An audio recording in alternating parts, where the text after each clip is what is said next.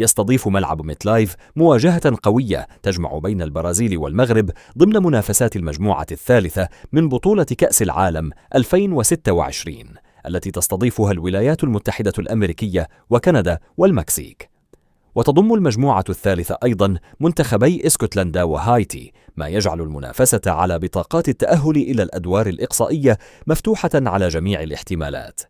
يدخل المنتخب البرازيلي البطولة وهو يحمل إرثا تاريخيا استثنائيا، إذ يشارك في نهائيات كأس العالم للمرة 23 على التوالي، ليواصل تعزيز رقمه القياسي باعتباره المنتخب الوحيد الذي لم يغب عن أي نسخة من البطولة منذ انطلاقها عام 1930. على الجانب الآخر، يواصل المنتخب المغربي كتابة فصول جديدة من تاريخه الكروي بعد الإنجاز التاريخي الذي حققه في كأس العالم 2022، عندما أصبح أول منتخب عربي وإفريقي يبلغ الدور نصف النهائي.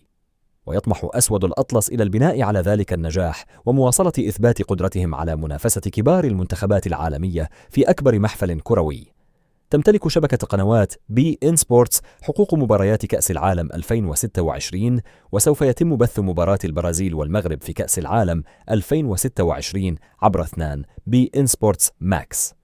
ويمكن مشاهدة اللقاء أيضا عبر قناة بي إن سبورتس ماكس 4 بتعليق عربي، أما التعليق الإنجليزي متاح على بي إن سبورتس ماكس 5 والفرنسي عبر بي إن سبورتس ماكس 6.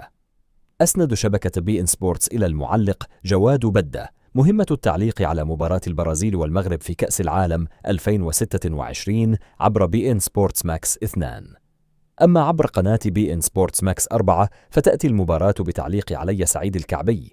أعلن البرتغالي كريستيانو رونالدو قائد منتخب البرتغال التحدي على الجميع قبل المشاركة في نهائيات كأس العالم 2026 المقامة في دول أمريكا والمكسيك وكندا.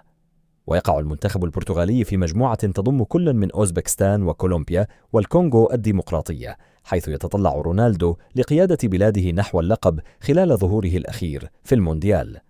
وقال رونالدو في تصريحات لشبكة سبورت تي في البرتغالية: الأهم سيكون انطلاق مباراتنا الأولى في 17 من الشهر، ثم بعد المباراتين الثانية والثالثة عندما تزداد الأمور صعوبة ويتراكم الإرهاق البدني والنفسي، ومع ارتفاع درجات الحرارة حينها سنرى من هم الأبطال الحقيقيون في رأيي.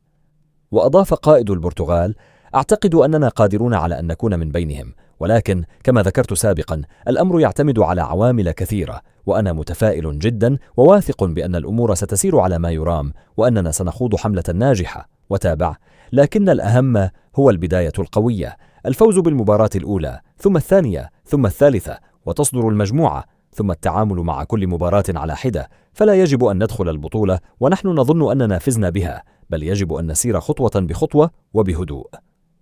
واختتم رونالدو تصريحاته قائلا: الطريق يبنى بالسير فيه، لذلك بالنسبة لي الأهم هو أن نبدأ كأس العالم بداية قوية.